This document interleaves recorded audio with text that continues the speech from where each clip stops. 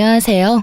저는 얼마 전에 이혼에 성공한 40대 초반의 평범한 여성입니다. 제가 남편과 이혼하게 된 이유는 친정해줘야 할 것들을 어떻게든 줄이려던 시댁과 남편 때문이었는데요. 오늘 그 때문에 많은 것을 잃어야 했던 시댁과 전 남편에 대한 사연을 알려드릴까 해요. 저와 남편은 소개팅으로 만나고 1년의 열애 끝에 결혼하게 됐습니다. 당시에 남편 집은 꽤나 잘 사는 집이었고 저희 집은 그다지 잘 사는 편은 아니었죠. 제가 어릴 때는 가난하지 않았던 것으로 기억하는데 그 뒤로 아버지의 사업이 망하면서 점점 안 좋아졌던 것 같아요. 그래도 부모님의 헌신 덕분에 힘든 상황에서도 대학을 졸업하고 대기업에 취직할 수 있었죠. 시댁에서는 저를 탐탁지 않게 여겼지만 그나마 대기업 직장인이라는 타이틀 하나만으로 받아들여 준 것 같았어요. 그렇게 결혼하고 집을 구하는데 괜찮은 곳을 찾을 수 없었어요. 직장과 가까우면 너무 금액이 컸고 금액을 맞추면 직장과 너무 멀어지는 상황이니 어느 한 곳 정하는 것이 힘들었어요. 그때 제 눈에 들어오는 매물이 하나 있었어요.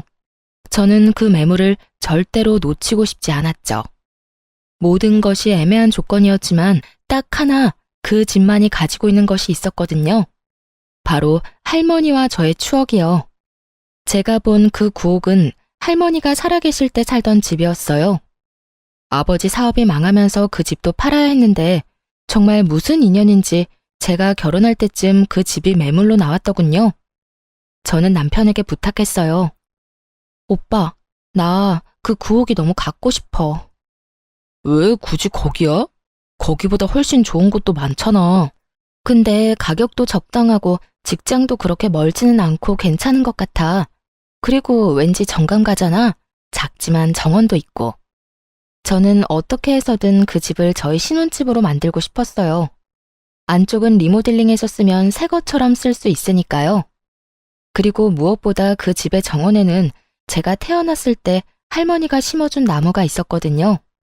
그 나무만은 제가 꼭 다시 보고 싶었던 거였어요. 다행스럽게도 그 집이 가격이 그리 비싸지 않았고 남편 직장과는 더 가까웠기 때문에 리모델링을 한다는 조건으로 그 집을 계약하기로 했어요. 신혼집은 리모델링 비용까지 합쳐서 저희 둘이서 반반 부담하기로 했어요. 그리고 제 돈은 이미 주택 구매 시 다 썼죠. 사실 저는 리모델링 비용을 조금이라도 아끼려고 저희 아버지에게 공사를 부탁하려고 했어요. 저희 아버지는 토목업에 종사하는 분이셨거든요. 공사 인부로 현장에도 가고 따로 의뢰를 받아서 인테리어 수리해주는 일을 하셨어요. 프리랜서로 하는 일이다 보니 많은 돈을 버는 건 아니었지만 그래도 아버지는 솜씨도 좋고 알고 지내는 인부들도 많았기 때문에 한번 부탁을 해볼 생각이었어요. 그런데 제가 그렇게 이야기했더니 시모가 반대를 하더군요. 예, 돈 아끼려고 그런 생각하는 마음은 잘 알겠는데 그렇다고 오랫동안 살 집을 이런 식으로 공사장에서 일만 하던 사람한테 맡기는 게 맞는 건가 싶어. 혹시 문제라도 생겨봐. 그럼 어떡하니? 우리가 너희 아버지한테 책임을 물을 수 있겠어? 그리고 일은 그런 식으로 하는 거 아니야. 아는 사람을 통해서 하면 더 부담스러운 법이다. 어머님, 저희 아버지 공사장에서 일만 하신 건 아니고 원래는 인테리어가 주 업무세요. 일이 없을 때는 공사 현장에 가서 일도 많이 하셔서 그렇지 인테리어도 자신 있는 분야니까 괜찮을 것 같은데? 그건 네 생각이잖니. 네 아버지 솜씨가 좋았으면 여태껏 의뢰가 많이 들어왔겠지. 그런 거 아닌 거 보면 너희 아버지 솜씨도 알만하지. 아버지라고 무작정 감싸고 도는 것 같은데 그러지 마라. 나중에 너희 아버지 욕먹으면 어떡하려고? 그 이야기를 듣는데 빈정이 확 상하더라고요. 기분도 정말 나빴죠. 솔직히 거기에서 대들려다가 꾹 참았어요. 아버지를 불러서 해달라고 해봤자 서로 좋은 소리 못 들을 것 뻔하고 사소한 문제라도 생기면 꼬투리 잡아 아버지를 얼마나 쥐잡듯 잡겠나 싶은 생각이 들었거든요. 그래서 그냥 놔뒀어요. 지들이 알아서 하게. 저야 그냥 굿이나 보고 떡이나 먹자 그런 생각이었죠. 그런데 흘러가는 상황이 묘했어요. 남편은 분명히 믿을 만한 곳이라며 의뢰를 했는데 그 다음부터 벌어지는 상황들이 정상적인 상황이 아니었거든요. 온 집안을 다 뜯어놓긴 뜯어놨는데 정리가 하나도 안 된 상태로 공사 대금을 입금하지 않으면 그 다음 과정으로 넘어갈 수 없다는 말만 하는 거예요. 제가 그래서 남편에게 말했어요. 여보, 그거 조심해야 돼. 돈 먼저 주면 절대 안 되고 고쳐주면 돈을 준다고 이야기해. 만약에 돈 줬다가 안 고쳐주고 그냥 도망가면 우리 돈 다 버리는 거야. 알지? 아, 걱정하지 마. 내가 알아서 할게. 귀찮은 듯 말하는 남편을 보며 괜찮겠지 하는 생각을 했어요. 남편이 그런 멍청한 짓을 하겠나 싶었죠. 그런데 한 달이 지나도록 공사는 여전한 상태였고 인부들은 아예 저희 집에 찾아오지도 않았어요. 그렇게 집이 방치되는 동안 남편이 하는 것이라고는 인테리어 회사에 전화하는 것뿐이었죠. 전화는 받지도 않았지만 끊임없이 전화를 하더군요. 그러더니 곧 눈물을 뚝뚝 흘리며 저에게 말하더라고요. 여보, 나 어떻게 해? 이 사람들 진짜 미쳤나 봐. 내가 돈을 줬는데도 공사를 안 해줘. 이제는 내가 전화해도 받아주질 않아. 아니, 왜 돈을 줘? 내가 돈 주지 말라고 했잖아. 돈을 안 주면 공사를 안 해준다는데 그럼 어떡해? 나도 어쩔 수 없이 준 거라고. 대체 얼마를 줬는데? 설마 리모델링 비용으로 쓸 돈 다 준 건 아니지? 그게 한 1,000만 원 정도 남았는데 지금 그게 문제가 아니야. 우리 집 사놓고도 못 들어가는 게 더 힘든 거지. 여보, 진짜 집 좀 어떻게 좀 해줘 봐봐. 장인어른한테 부탁하면 안 될까? 너무 걱정되더라고요. 진짜로 이사 들어갈 날짜를 못 맞출까 봐요. 그래서 결국 친정아버지를 부를 수밖에 없었어요. 아버지에게 미안하다고 얘기하고 어쩔 수 없이 중단된 공사를 부탁했죠. 역시 아버지를 통해 부탁하니 모든 일이 일사천리로 잘 풀렸어요. 그리고 결과적으로는 제가 딱 원했던 예쁜 내부가 완성되었죠. 그렇게 리모델링을 끝낸 후 시모의 요청에 의해 집들이를 하게 됐어요. 집에 온 어머님이 그러더군요. 이거 봐, 얼마나 예쁘게 잘 나왔니? 아는 사람이라고 아무한테 맡겼으면 나중에 어쩔 뻔했어. 내가 하라는 대로 하니까 더 낫지? 시모는 저를 흘겨보며 그런 식으로 이야기하더군요. 그 집이 저희 친정아버지가 리모델링 한 거라고는 상상조차 못하는 얼굴이었어요. 저는 속으로 너무 웃겼어요. 무시하던 저희 아버지가 한 리모델링에 감탄하며 칭찬하는 시모를 보는데 속이 어찌나 시원하던지. 그리고 그때 집들이 왔던 고모님이 칭찬을 하고 난리가 났어요. 질부, 너무 예쁘다. 집 어느 회사에서 했어? 우리 집도 이제 다 낡아서 리모델링 해야 되는데. 우리는 이제 곧 이사 가야 하는데 리모델링 하면 돈 더 많이 받을 수 있으니까 생각하고 있어. 정말로 어디서 한 거니? 가르쳐 줄 수 있어? 제가 미소만 지으며 가만히 있자 남편이 고모들을 향해 그렇게 말하더라고요. 이번에 우리 리모델링 우리 장인어른이 해주셨어. 업체 통해서 하는 것보다 더 잘 돼서 나도 기분 좋아. 정말? 너무 좋겠다. 역시 아는 사람 통해서 하면 깔끔하고 좋다니까.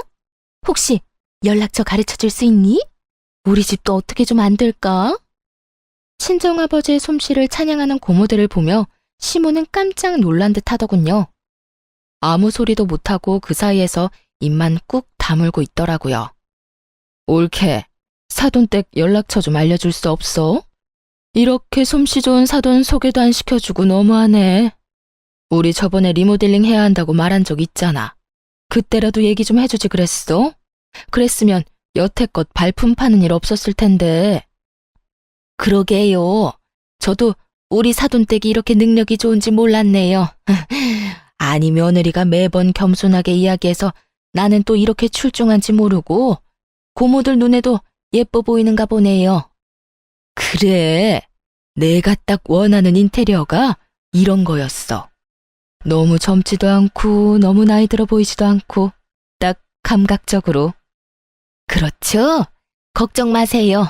제가 사돈한테 잘 말해서 예쁘게 잘해달라고 말을 해놓을게요. 저희 아버지를 공사장에서 일하는 인부 정도라고 생각하며 무시하던 시모 입에서 결국 친정아버지 칭찬하는 말이 입 밖으로 술술 나오더군요.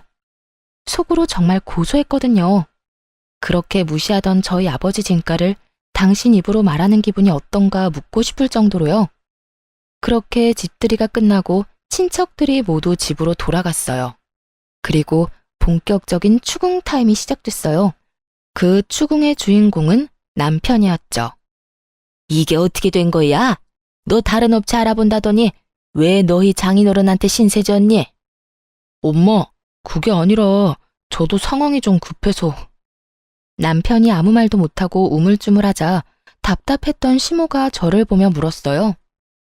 너 설마 중간에서 너희 아버지한테 일 주자고 말한 거니? 그래서 너희 아버지가 리모델링 한 거야? 아니요.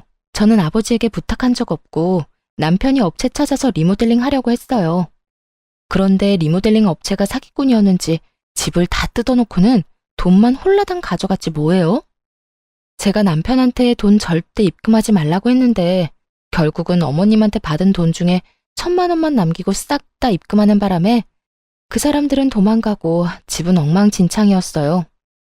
업체는 나중에 찾아가니 아예 없는 주소고요. 그렇게 사기당했다며 울면서 저한테 부탁하는데 그럼 어떡해요? 저라도 뾰족한 수가 있는 건 아니잖아요. 그래서 아버지한테 부탁한 거예요. 다행히도 아버지가 깨끗하게 마무리해 주셨고요. 제 이야기를 듣는 내내 시모의 인상이 찡그려지더니 지끈거리는 이마를 부여잡고는 자기 아들에게 소리를 질렀어요. 너 미쳤어? 그 돈이 어떤 돈인데 사기꾼한테 돈을 줘? 일을 안 했는데 돈을 왜 줘? 너 진짜로 돈 다 날린 거야? 1,000만 원밖에 안 남은 거면 확실하냐고?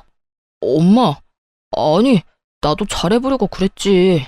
돈 주면 잘해줄 것 같아서 그랬는데 그렇게 도망갈 줄 누가 알았겠냐고. 왜 몰라? 일도 안 하면서 돈 달라고 하는 놈은 사기꾼이지. 너 이런 정신머리로 사회생활은 어떻게 한 거야? 사기 안 당하고 여태까지 산 게 신기하다 이놈아. 엄마, 근데 지금 그렇게 중요한 게 아니야. 장인어른이 리모델링 해주셨는데 리모델링 비용이 없어서 지금 돈을 못 드리고 있어. 1,000만 원 먼저 드렸거든? 나머지는 엄마가 좀 어떻게 해주면 안 될까? 야, 엄마가 무슨 돈이 있어? 그리고 네가 사기당한 돈을 왜 나한테 와서 찾아? 엄마, 한 번만, 진짜 한 번만 부탁이야. 너 집 살 때도 엄마가 돈 빌려줬잖아. 그 돈 가져가고 이제 남는 거 없어. 시모가 제 눈치를 살짝 보고는 그렇게 이야기하더군요. 돈이 없다는 건 사실이 아니었을 거예요. 시부가 사업을 하는데 그 정도 돈이 없을 리는 없죠. 그런데 시모가 뜬금없이 금으로 가져가지 않겠냐고 묻더군요. 저는 일단 아버지한테 물어본다고 이야기했어요. 아버지는 금으로 받아도 상관없다고 하더군요. 그렇게 리모델링 비용의 차액을 금으로 받았어요. 알고 보니 시부모가 모아놓은 금이 좀 있었던 것 같더라고요. 대부분이 남편 어릴 때 받은 금반지, 금팔찌, 금목걸이 등이었죠. 언젠가 남편한테 줄 생각이었던 것 같은데 돈은 주기 좀 그렇고 대신해서 이거라도 넘길 생각이었던 것 같아요. 그 정도는 감안하기로 했어요. 사실 저희가 현금을 손해보는 거랑 마찬가지지만 아버지는 여의치 않았어요.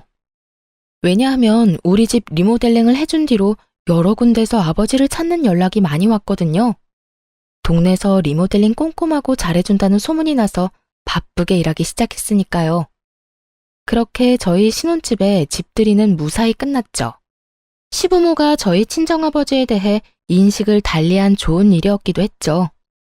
그렇게 별일 없이 평범하게 시간이 지났죠. 그동안 시부모는 저희 부모님을 무시하는 행동은 보이지 않았어요. 그만큼 저희 아버지 실력이 동네에 소문이 나기 시작했거든요. 그렇게 결혼 3년 차쯤에 친정아버지에게 뜻밖의 연락이 왔어요. 딸, 안사돈이 연락 왔던데 지금 살고 있는 집 리모델링 하고 싶다고 말이다. 내가 해줘도 될까? 일단 너한테는 먼저 이야기해야 할 것 같아서. 저는 솔직히 속으로 깜짝 놀랐어요. 저희 집의 부탁은 절대로 안 할 줄 알았거든요. 그런데 저희 신혼집 상태를 보고 아무것도 모른다며 무시하던 저희 아버지를 찾은 걸 보니 이제야 친정아버지 진가를 알아챘나 싶어서 어깨가 으쓱하더라고요. 그럼 해드려도 되지. 아빠가 상담 잘해서 원하는 대로 잘 맞춰줘. 그런데 아빠 요즘 바쁘다고 하지 않았어? 바쁘기는 한데 그래도 네 시댁이잖아. 내가 좀 더 신경 써야지. 그런데 걱정은 안 돼? 혹시나 만에 하나라도 공사 잘못되면 진짜 아빠 물고 뜯을 사람들이거든. 나는 왜 이렇게 걱정되지? 괜찮아. 아빠가 애도 아니고 알아서 할 테니까 너는 너무 걱정 말고 있어. 그렇게 저의 작은 걱정을 뒤로하고 공사는 완벽하게 끝났어요. 시부모가 원하는 상을 맞추느라 기한이 좀 길어졌지만 그래도 굉장히 흡족할 만한 결과물이 나왔죠. 누구도 그걸 부정할 수는 없었어요. 시부모가 입이 귀에 걸릴 만큼 웃고 있었으니까요. 그런데 문제는 그 뒤에 터졌어요. 공사가 완료됐는데도 공사 대금을 안 주는 거예요. 공사 진행 중에 달라고 한 것도 아니고 공사가 다 완료된 뒤에 달라고 하는데도 계속 미루더군요. 결국 참다 못한 제가 시모에게 먼저 말했죠. 어머님, 저희 아버지 공사 대금은 언제쯤 받을 수 있을까요? 아버지만 일한 거면 상관없지만 함께 일한 아저씨들도 일한 만큼 돈은 가져가야 하잖아요. 그러니까 좀 기다리래도. 우리가 지금 돈이 없어. 너도 알잖니? 너희 시아버지 사업이 요새 좀 많이 힘든 거. 그럼 사업 힘들 때 리모델링은 왜 하셨는데요? 라는 말이 목구멍까지 치고 올라왔지만 일단 참았어요. 그리고 다시 되물었죠. 그러니까요. 아버님 사업 힘든 만큼 저희 아버지도 지금 힘들어요. 저희 아버지는 모르지만 다른 아저씨들은 아마 신고라도 해서 그 돈 당장 받으려고 하실 거예요. 어떡하실 거예요?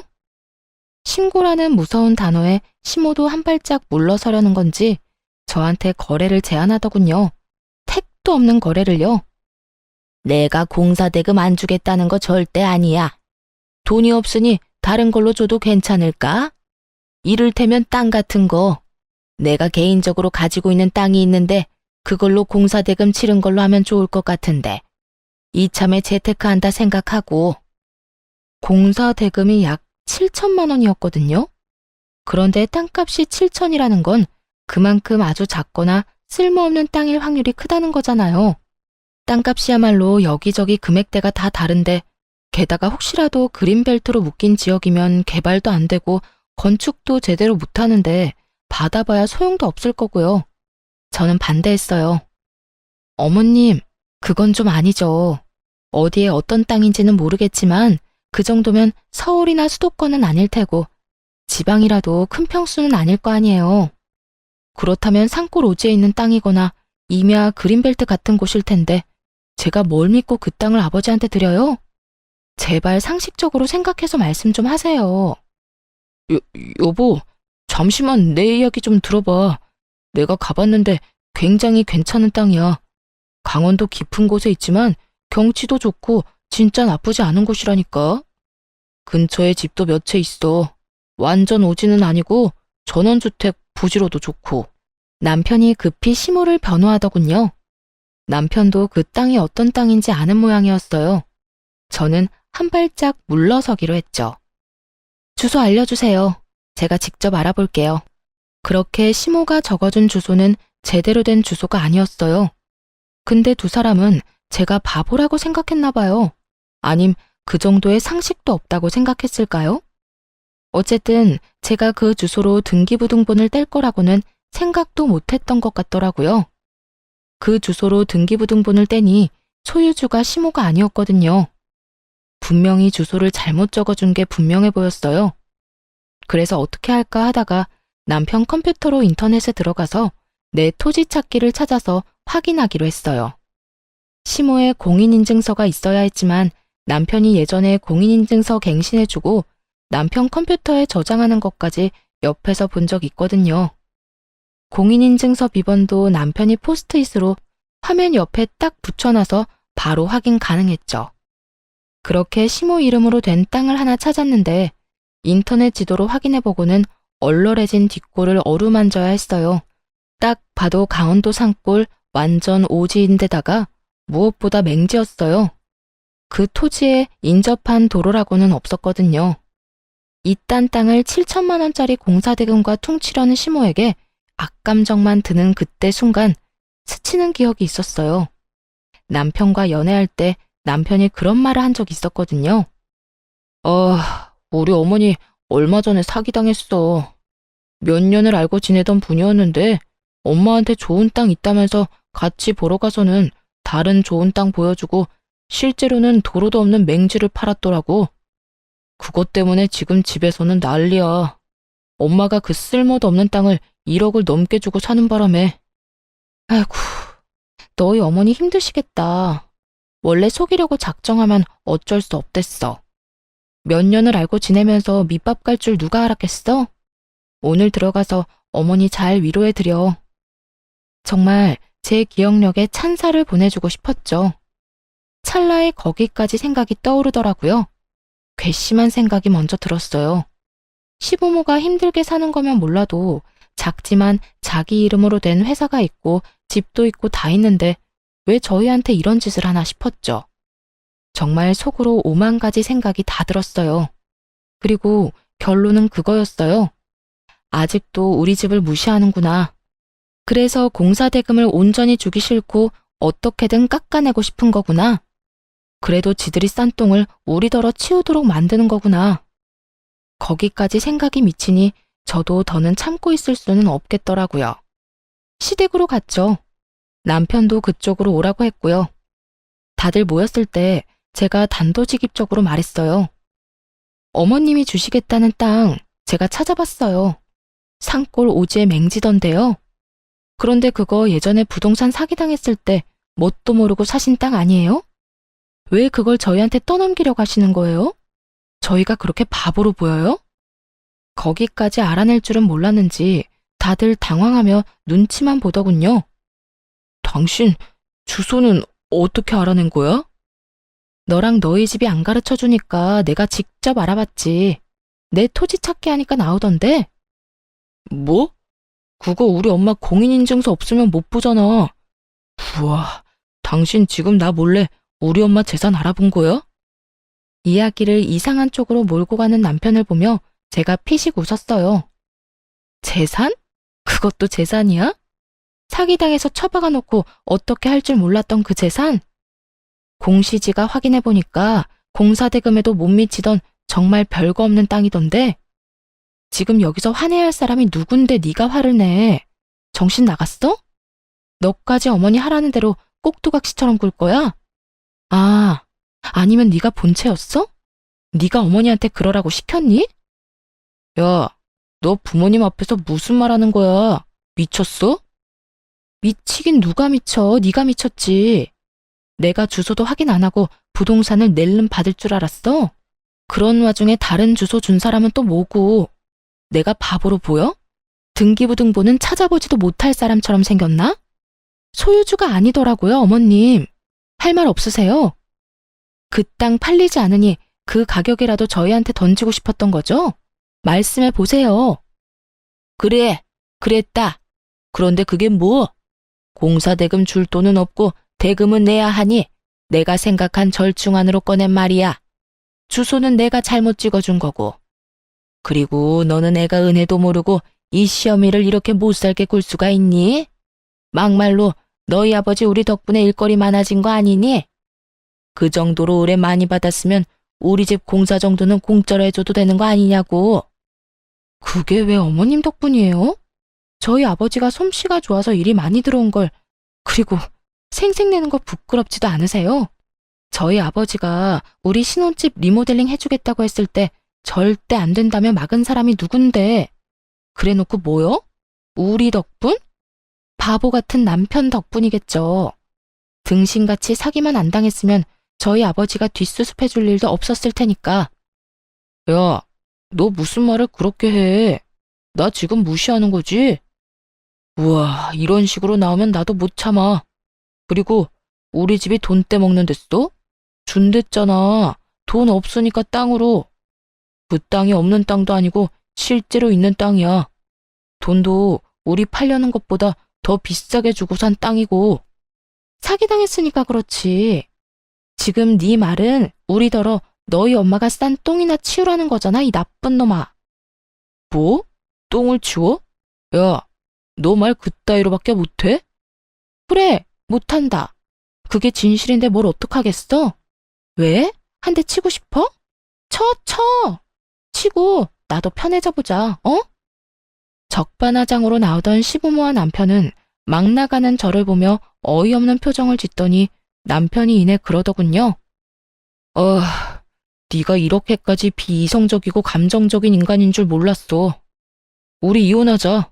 어차피 애도 없는데 잘 됐지 뭐. 그리고 엄마가 이번 리모델링 끝나면 더는 너 쓸모도 없으니까 이혼하라고 했거든? 내가 그렇게까지 할 생각은 없었는데 엄마 말이 옳았던 것 같다. 이혼해. 아, 벌써 이야기가 그렇게 다 된 거였어? 그러니까 그딴 땅도 땅이라고 넘기겠다고 하지. 피치, 내가 너 용서할 줄 알아? 공사대금 죽을 때까지 너 괴롭혀서라도 다 받아낼 거야. 한 푼도 남김없이 탈탈. 그러든지 말든지. 우리는 돈 없어. 공사대금 받아가고 싶으면 돈 생길 때까지 기다리든지 아니면 그 땅으로 가져가. 그거 아니고는 타협 없어. 왜 돈이 없어? 네가 주면 되지. 우리 신혼집 나한테 넘기고 가. 내가 차액 줄게. 그럼 되지? 그건 못 주지. 집값이 어떻게 될 줄 알고. 머리 쓰려는 것 같은데 그건 안 돼. 재산 분할하더라도 그 집은 내가 가질 거야. 너랑 내가 반반 냈으니 내가 시세에 반 떼주면 되는 거잖아. 남편분이 무슨 생각인지 빤하더군요. 그 집은 9억이지만 안쪽 리모델링이 잘 돼서 저희가 샀던 가격보다는 더 비싸게 팔 수도 있게 됐거든요. 솔직히 그 집을 뺏기고 싶지는 않았어요. 왜냐면 그 집이 예전에 저희 할머니가 살던 집이었고 제가 태어났을 때 심었던 나무가 그대로 자라고 있었거든요. 한 번 잃었던 걸 다시 되찾은 기분이었기에 이대로 놓치고 싶지는 않았지만 저 혼자 어떻게 할 수 있는 부분이 아니어서 일단 집은 내려놓기로 했어요. 객관적으로는 그렇게 좋은 집이 아니었거든요. 제가 애착을 지닌 집이기에 저에게는 좋은 집이었지만 다른 사람들 눈에도 그렇게 보일 정도는 아니었으니까요. 결국 그날의 대화는 이혼이라는 결론으로 끝났어요. 시댁에서 나와 거리를 떠돌던 제가 친정아버지에게 전화를 했어요. 아빠, 공사대금 어떡하지? 그 집에서는 절대 못 주겠대. 땅으로 받아가라는데 내가 알아보니까 진짜 쓸모라고는 하나도 없는 땅이더라고. 그래? 일단 주소 좀 보내줘봐. 아빠가 한번 알아볼게. 그렇게 이틀이 지났을 때 아버지에게 다시 전화가 왔어요. 그런데 제 생각과 다른 말을 하더군요. 돈으로 줄 생각 없다고 하면 그냥 포기한 척 땅으로 받아. 대신 공시지가로 쳐서 받을 거니까 공사대금에 못 미치는 나머지 2천만 원은 현금으로 달라고 하고. 그 땅 산다고? 아빠, 잘 생각해봐. 그거 진짜 쓸모없는 땅이라니까. 괜찮아, 걱정하지 말고 사. 그 집 사람들 은근히 욕심은 많은데 선택을 잘 못하더라고. 친정아버지가 하는 말을 저는 못 알아듣겠더라고요. 그렇지만 아버지가 그렇게 하겠다는데 제가 뭘 어쩌겠어요. 그냥 그렇게 그 땅을 받기로 하고 이혼했죠. 역시 애가 없어서 그런지 이혼은 순식간에 되더군요. 재산 분할을 했는데 집값을 나눠야 했거든요. 어차피 돈 반반 주고 들어갔으니 반은 저한테 줘야 했는데 그 돈이 없는지 남편이 그 집을 담보대출로 잡아서 저한테 2억을 떼주더군요. 위자료도 조금이지만 가져올 수 있었고요. 그리고 공사대금 2천만 원과 그 땅도 저희 쪽으로 소유권 이전이 됐어요. 사실 처음에는 이걸로 뭘 해야 하나 막막했거든요. 땅 받을 때 아버지가 제 이름으로 받으라고 해서 일단 그렇게 받았는데 아버지는 그냥 때가 될 때까지 가지고 있으라고만 했어요. 저는 2억과 위자료를 가지고 도시 외곽 쪽에 작은 전세를 얻었어요. 그렇게 계속 일만 하느라 공사대금 대신 받은 땅은 1년 넘도록 신경도 쓰지 못했거든요. 그런데 하루는 저한테 전화가 왔어요. 안녕하세요. 강원도에 땅 가지고 있으시죠? 저는 그쪽 분 땅이랑 맞닿아 있는 땅을 가진 사람인데요. 잠깐 드릴 말씀이 있는데 언제 시간 괜찮으세요? 강원도 땅이라는 말을 듣자마자 알겠다고 하고는 아버지와 함께 나가서 이야기를 들었어요. 저희가 1년 전에 그 땅 사서 펜션을 올렸거든요. 생각보다 장사가 잘 돼서 옆에 있는 땅도 사서 건물을 하나 더 올리고 싶어서 연락드렸어요. 땅을 사고 싶은데 혹시 괜찮을까요? 그 사진부터 좀 볼 수 있을까요? 저희 땅이 맞는지 확인도 좀 하고 펜션이 어떻게 돼 있는지도 보고 싶거든요. 그 사람이 보여준 사진에는 기존에는 없었던 도로가 들어서 있었어요. 게다가 펜션도 생각했던 것보다 더 고급스러워 보였고요. 아버지가 물었죠. 그러면 평당 얼마 정도로 생각하고 있는지 알 수 있을까요? 그 사람이 말한 금액은 우리가 산 땅값의 무려 4배였어요. 물론 4배라도 엄청 큰 금액은 아니었죠. 원래 워낙 헐값이었던 땅이었으니까요. 사실 땅 사고 나서 조경사였던 오빠가 그곳에서 여러 가지 식물들을 심어 예쁘게 꾸며놓고 한쪽 구석에 하우스처럼 식물 재배도 하고 있긴 했죠. 그거 보고 마음이 가신 모양이더라고요. 그 조경을 그대로 갖다 쓸 수 있지 않겠나 하는 생각도 한 것 같더라고요. 게다가 도로가 생겨서 맹지가 아닌 게 되고 여러모로 효용성이 높아지면서 상대 쪽도 그만큼 가격을 책정한 거였어요. 아버지와 저는 내색은 하지 않고 조용히 고개를 끄덕였죠. 이번이 아니면 기회가 없다는 생각으로 그렇게 팔기로 결정했어요. 시모가 헐값에 넘겼던 공사 대금이 4배로 돌아오게 됐죠. 게다가 호재는 더 있었어요. 당시에 우리 아버지가 저희 신혼집 공사를 해줬잖아요. 그때도 남편이 리모델링 비용을 사기꾼한테 다 털리는 바람에 시모가 남편 아기 때 받았던 금반지와 팔찌, 목걸이를 저희한테 공사 대금 대신 줬잖아요. 5, 6년 사이에 금값이 2배로 확 뛰어버린 거죠. 그 인간들이 저희에게 떨이 팔듯 내놓았던 것들이 시간이 지나면서 저희에게 더 큰 이득을 가져다 주고 있었어요. 이런 사실을 저들이 알까 싶었는데 어디서 소문을 들었는지 전 남편에게 연락이 왔어요. 잘 지냈어? 혹시 시간 있으면 좀 만날까? 오랜만에 할 이야기도 있고. 난 할 얘기 없는데? 차갑게 끊어내는 제 말투에 전 남편이 당황한 듯 말하더군요. 엄마도 당신 얼굴 잠깐 보고 할 말 있다고 하셔서 너 바쁘면 우리가 너 있는 대로 갈게. 기분이 좀 묘했죠.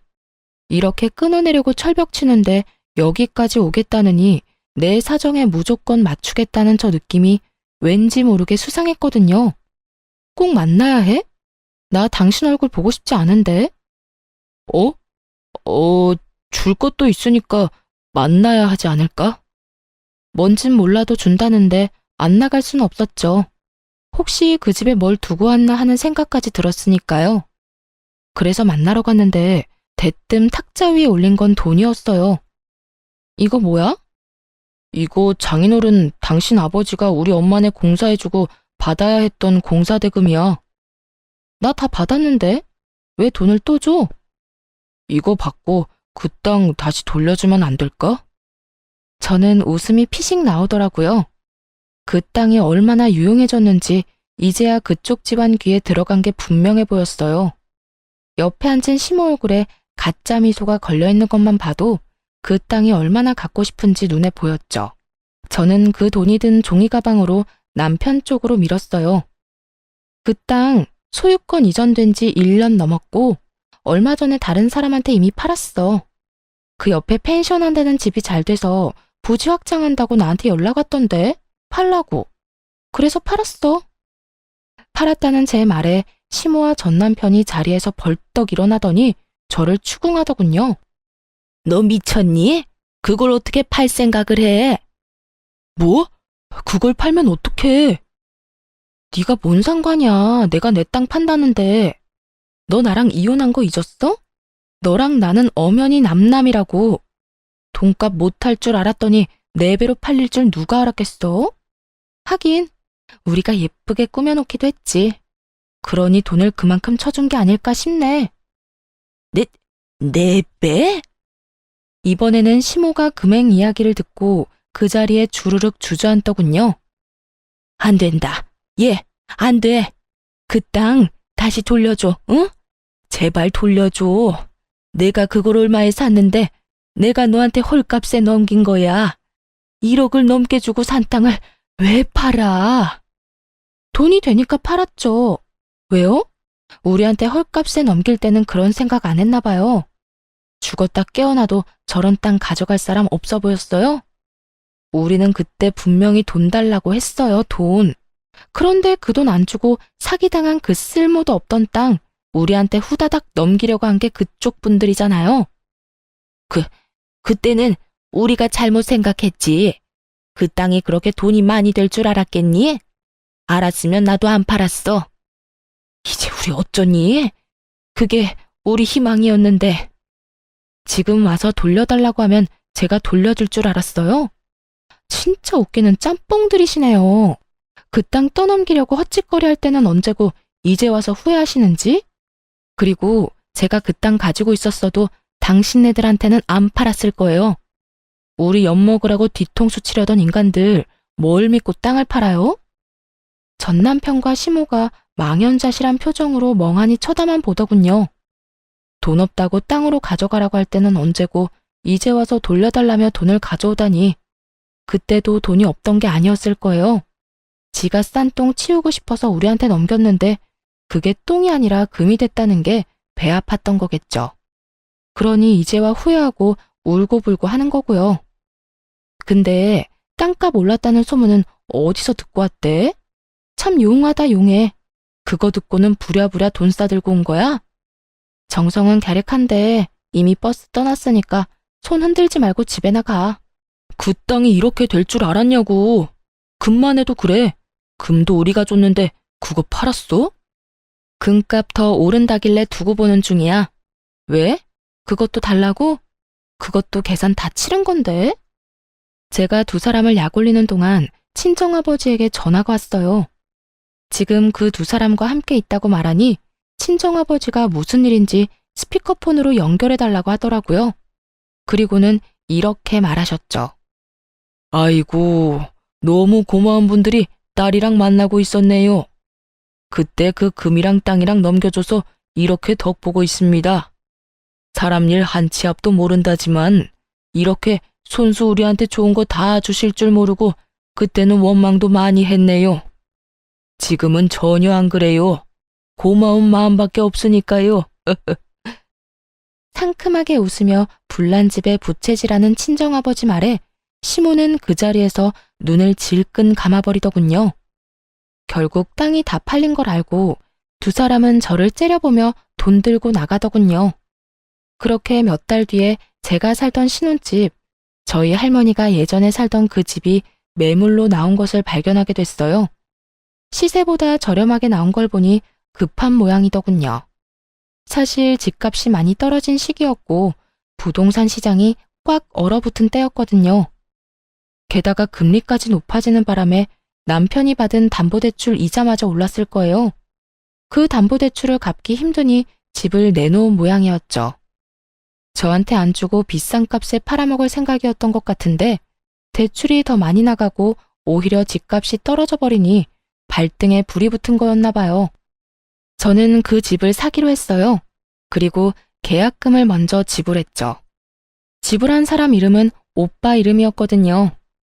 결국 계약한 사람이 저인지 눈치 못 챈 전 남편은 계약을 하러 부동산으로 왔더군요. 제가 부동산에 등장하니 전 남편이 저를 보고 깜짝 놀라더군요. 뭐야? 당신이 왜 여기 있어? 내가 계약하려는 사람이거든. 엄밀히 따지면 오빠와 내가 반반 내고 사기로 했어. 당신이 왜 여기에 있냐고. 그 집이 그렇게 갖고 싶었어?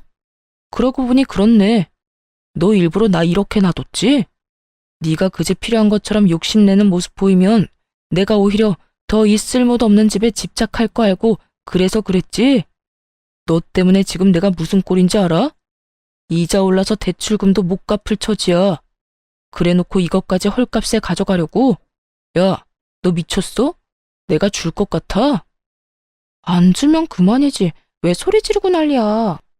그리고 내가 뭘 어쨌는데? 우리가 왜 이혼한 건지는 알기나 하냐? 네가 우리 집 무시했잖아. 너희 집 전체가. 우리 아버지 공사장에서 일한다고 무시하고 공사 대금도 제대로 안 주려고 하고. 이게 다 너희 집이 우리 집 무시하는 바람에 네가 피본 거잖아.